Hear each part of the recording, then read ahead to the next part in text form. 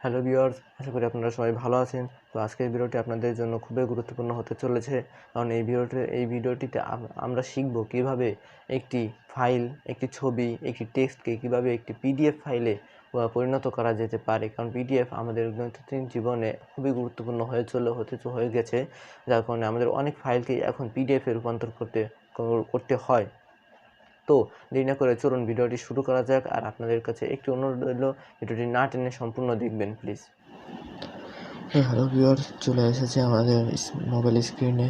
তো এখন দেখা যাক কীভাবে একটি ভিডিও কিংবা একটি ছবি কিংবা একটি ফাইলকে আমরা কীভাবে পিডিএফে তৈরি করতে। তো প্রথমে আপনাদের চলে আসতে হবে আপনাদের এখানে ড্রাইভ বলে আপনাদের একটা অ্যাপ আছে আপনাদের ফোনে। দেখুন, ড্রাইভে চলে আসবেন।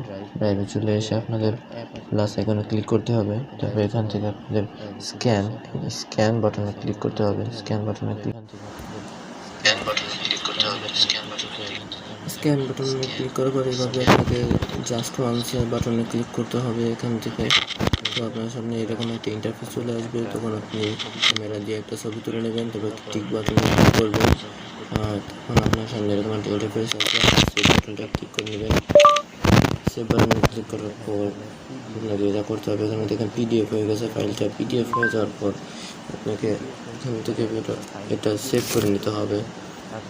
সেভ করার পর তো এইটুকুই ছিল আপনাদের ভিডিওটিতে যদি আপনি একটু উপকৃত হয়ে থাকেন তো প্লিজ ভিডিওতে একটি লাইক ও সাবস্ক্রাইব বাটন প্রেস করে আমাদের পাশেই থাকুন।